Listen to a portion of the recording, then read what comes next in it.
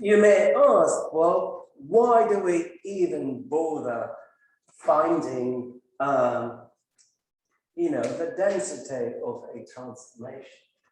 Well, clearly, if you change the random variable in terms of a transformation, then the distribution is going to change.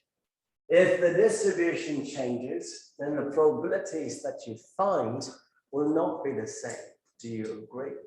In the previous problem, it was uniform. The probabilities would have been the same, right? Uniform, correct?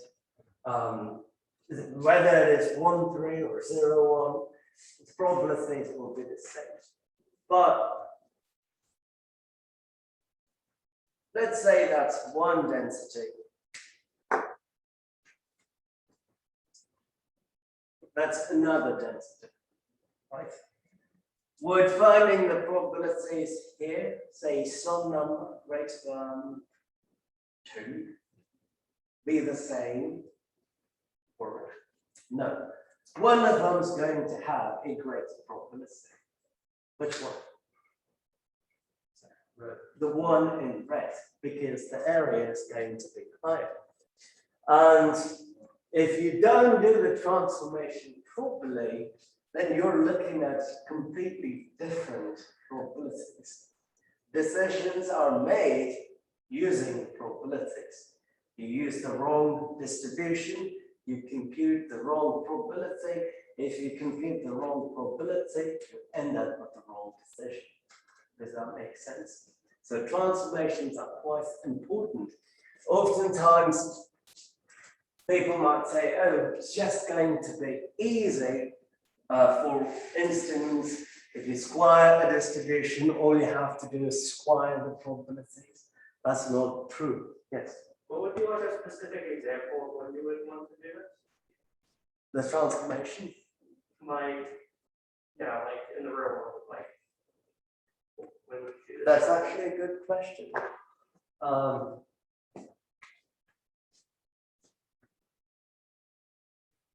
Standard deviation, right? What is standard deviation? Measure of variance in variation, and standard deviation comes from taking the square root of variance. Yes? If the variance follows a certain distribution, I'll call it C.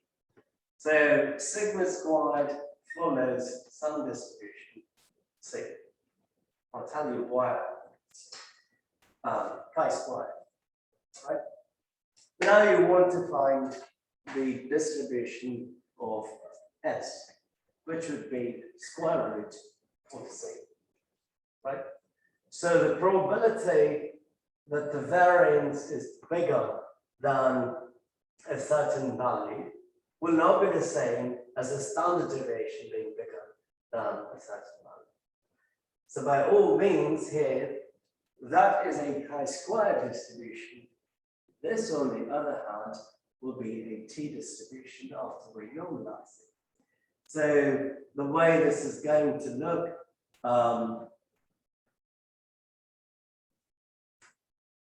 not normalize if I divide it by n. So t distribution would end up looking like a bell curve. But a chi-square distribution will look like that, right? Once again, you may ask me, well, why should it look like a bell curve? Well, when you take the square root of the number, you get plus and minus, right?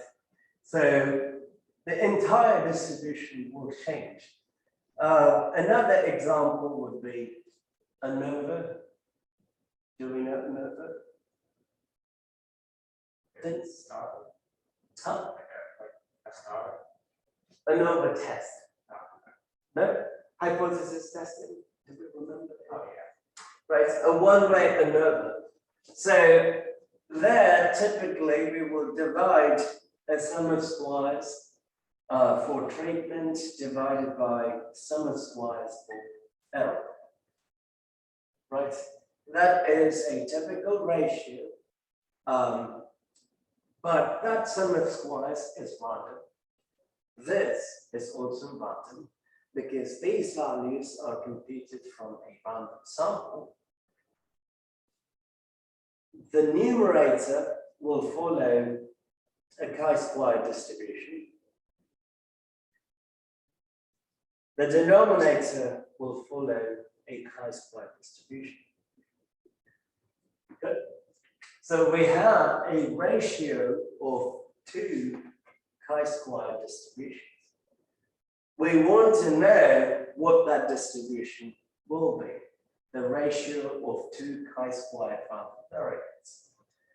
If you don't know that, then you can't find the proper probability.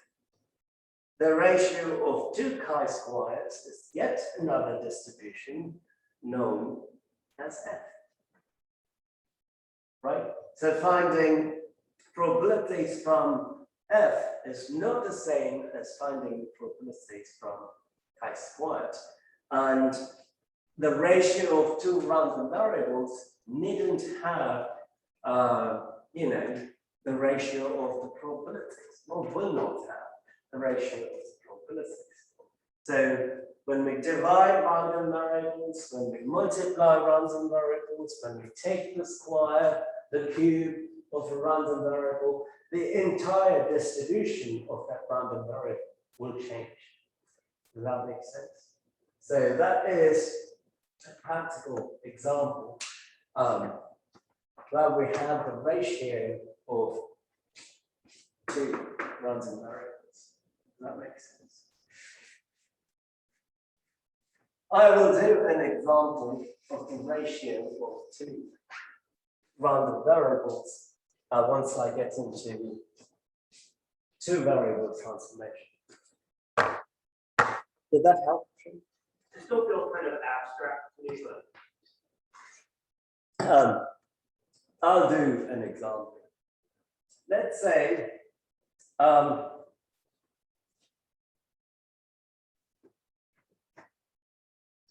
deal with that later.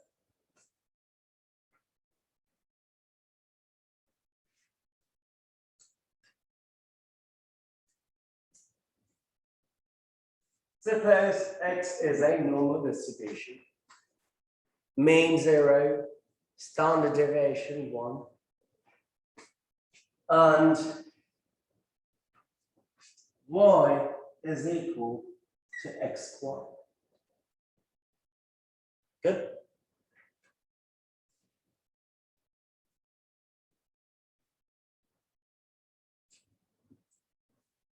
We want to find the density of Y.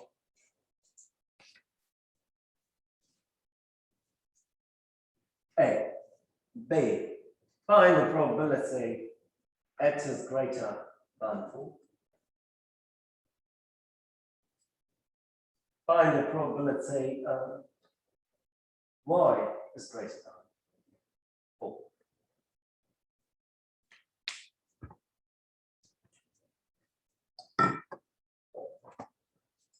Good.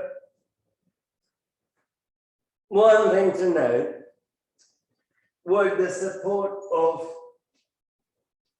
Y be the same as the support of the normal distribution? A normal distribution has support between negative infinity and positive infinity.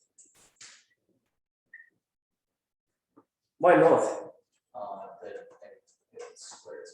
We're squaring, so there is no way I'm going to have a negative number. So Y would be from 0 to infinity. How do we find the density?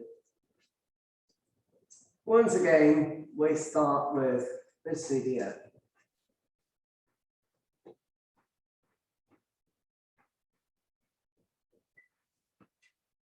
So probability of Y less than or equal to Y. and which is the same as saying probability of x squared less than or equal to y. Yes. And when we take the square root, we would have x to be less than or equal to plus or minus square root of y. So that would end up being square root of y less than x less than square root of y. Good. Properties of CDF. How can I split that up?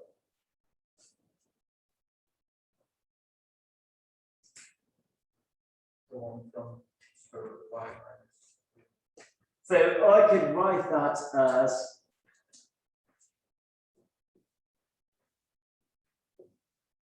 the entire probability below square root of y minus the probability below minus square root of y. That would give me the probability in between. When I wrote properties of CDF, I wrote this. If you want to find the CDF of a random variable between A and B, you subtract the CDF evaluated at A from the CDF evaluated at B. So say here B is root y, A is minus root y.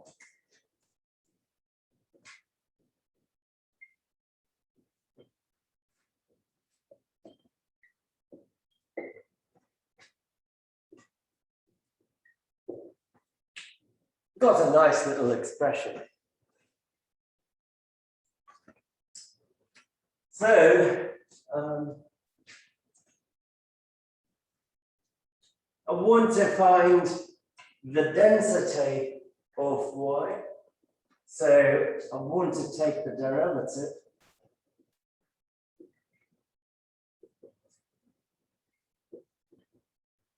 So derivative of this would simply be fx square root of y. That might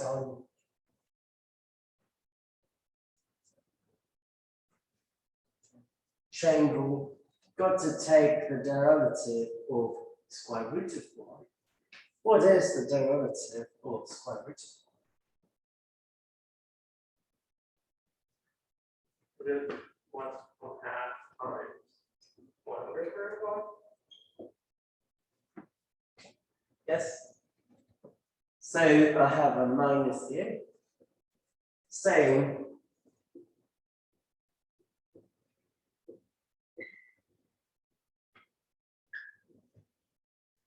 But only in that case, I would have a negative, correct? I have a negative square root of y. So if I take its derivative, I get 1 over 2 square root of y with the negative. And negative times negative is positive.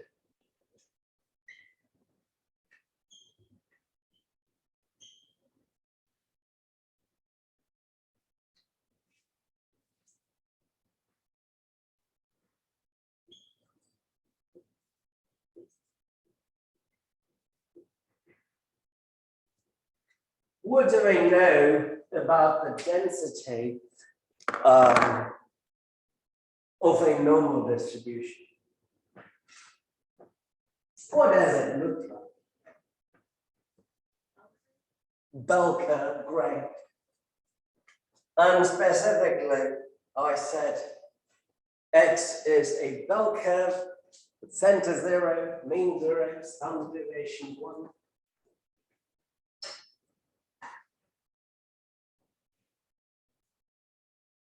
Yes, for some arbitrary y, I evaluated root y, and then I evaluated negative root y. Well, what would the value be if I evaluate the density at negative root y? It will be the same as that one, correct? Because of symmetry. So has to be the same. So instead of writing it as fx root y and fx minus root y, I can write it as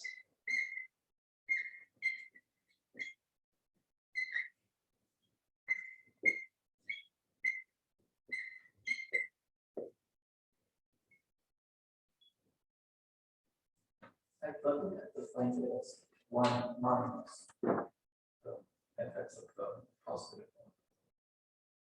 you are looking at the C here, right? And now we're already. We're looking at the P here. So here we're just treating it as evaluating the value of the function at 2 points, and we're using symmetry.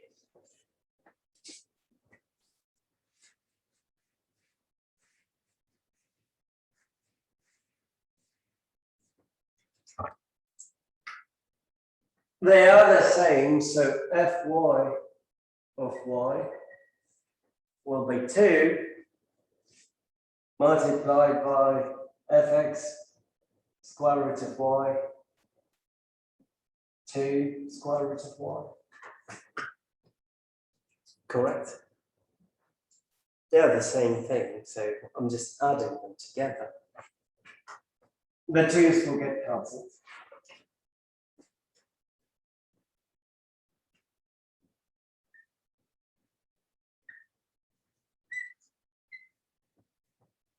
Good. Going to rewrite that.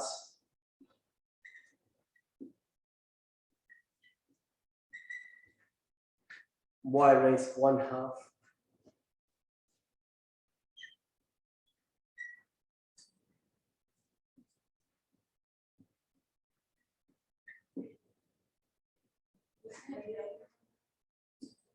Thank you.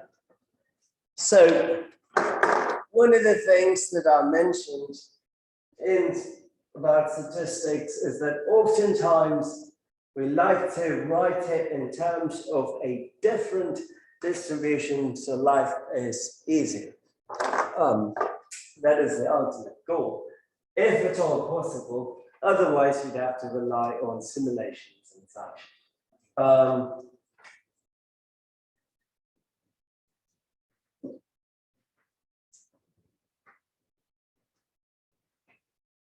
What is the density of a standard norm?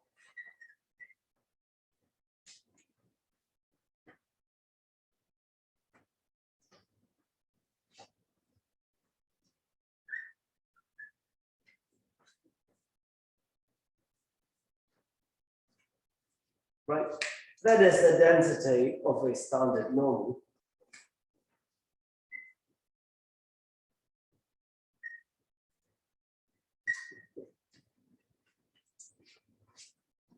So I did all the work, and all I have to do now is plug in root y in there. Do we agree? So I will end up getting e raised negative root y squared over 2 divided by square root of 2 pi. Yes. So has this entire problem been the standard normal? Or did we start thinking of it that way at some point? We know the entire very first statement I read x is normal 0 y. So that would end up becoming y raised negative half e raised minus y over 2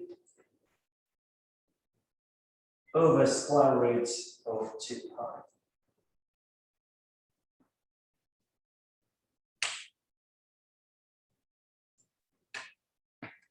Good. Now you may ask, well, if we do this transformation, that is a non-distribution. You know, Just like if you have a formula to do something, life is easy. Correct? Plug it in the formula, you get the answer. Same with random variables. When you deal with random stuff, if you have a proper formula to deal with, then life is easy. So this corresponds to a special case of a distribution known as a gamma distribution.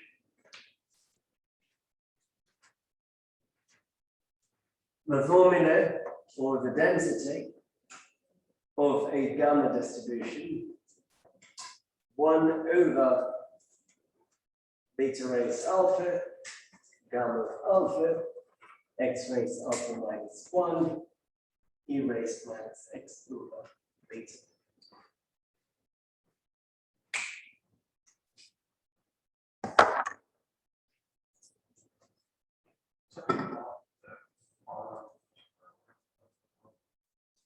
Come again? What's the thing with the function alpha? This? Yeah. That's just the notation stating gamma alpha beta. That's what I mean. Yeah. In the equation, there's beta to the power of alpha times. Oh, this. That's the gamma function.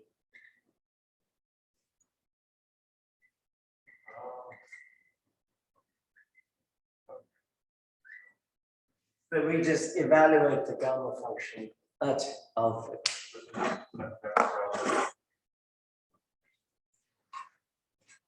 Good. Look at that. And look at this. Do you see some sort of a similarity? So I'll give you a hint. So I'm going to rewrite that density.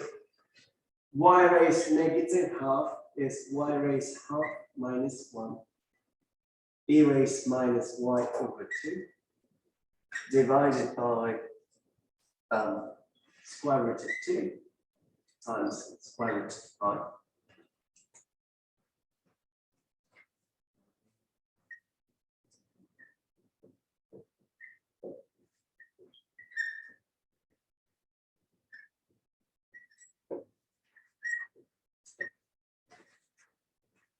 The support of a gamma distribution is from 0 to infinity. Over here we have 0 to infinity.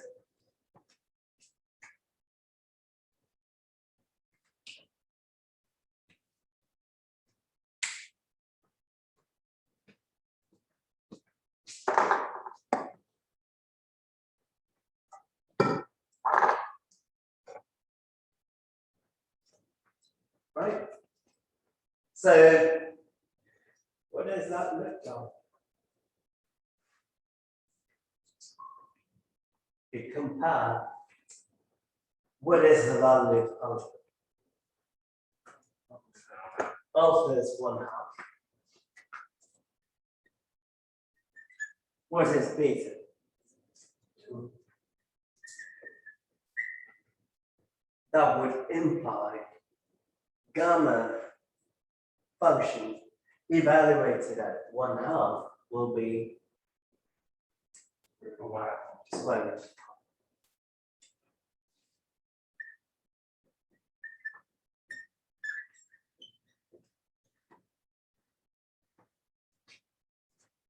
That density right there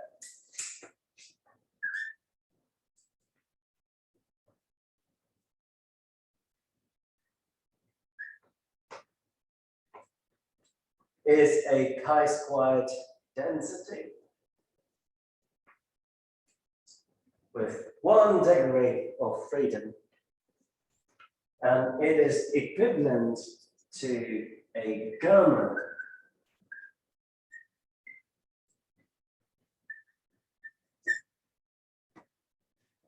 density parameters 1/2 and 2. So whether I talk about a chi-squared or a gamma 1/2 2, referring to the same density. Earlier, I mentioned the standard deviation would become a t-distribution after I do standardization, divide by square root of n, do a bunch of stuff. So if my original random variable is normal, 0, 1, then when I square it, I'll end up getting a chi-square random variable. Does that make sense? So if we go back to answering parts B and C, probability of x greater than 4, how did we find cumulative probabilities using a normal distribution?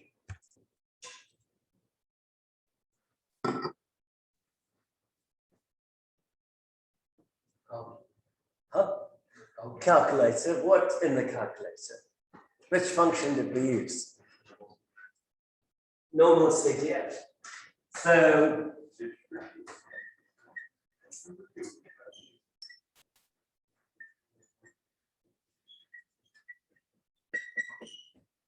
for E99, 0, 1. And what is that answer?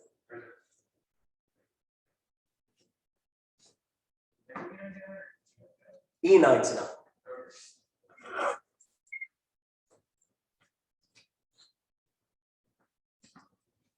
.16 times 10 to the next. Okay, makes sense. 17.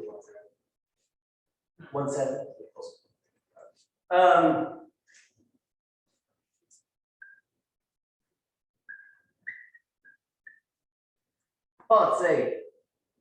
We wanted to find the probability that y is greater than 4. Well, y greater than 4 would simply mean we should no longer use normal CDF because y doesn't have the same distribution.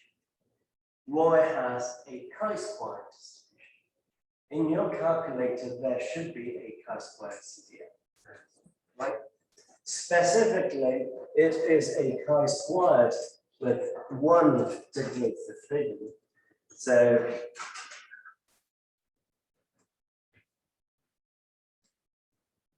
we start at 4, E99, and 1 degree of freedom. What is that probability?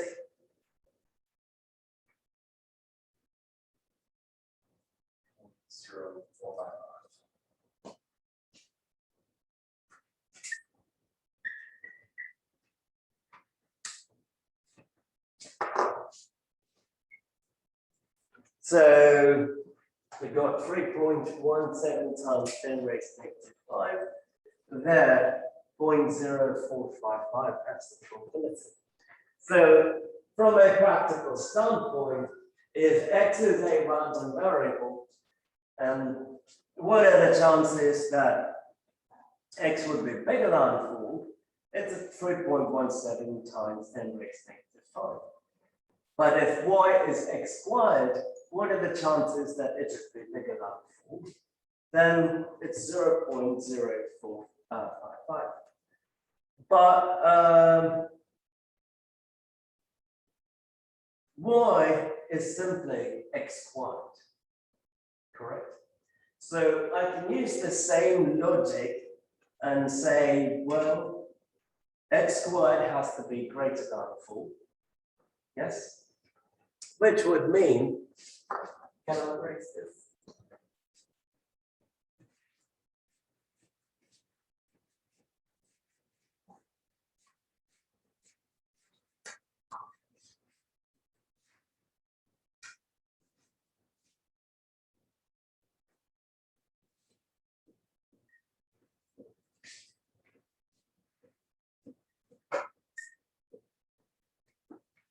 Yes. And this is equivalent to saying -2 less than x less than 2. correct? So a standard normal within 2 standard deviations.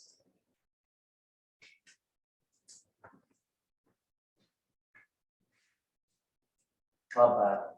That's probability of x greater than square root of 4, which is probability x greater than plus or minus 2. So that would be 2 times the probability of x greater than 2. Right? Because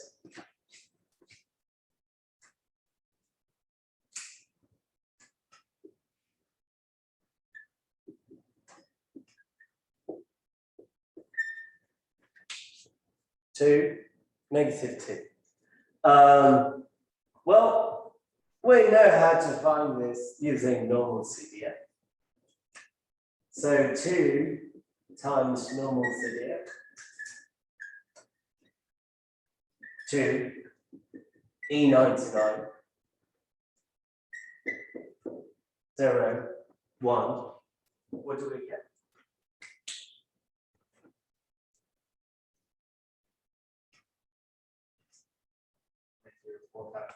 One zero.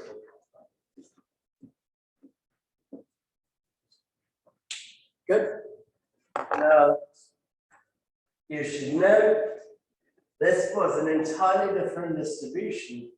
I had to do some math here to get to that. And then I used normal CDF, ended up getting the same answer. In practice, though, you're not going to encounter similar circumstances where transformation would be easy or straightforward. So, for example, you can take a logarithmic transformation, it will result in a new distribution. You could take a power transformation, you will get a new distribution.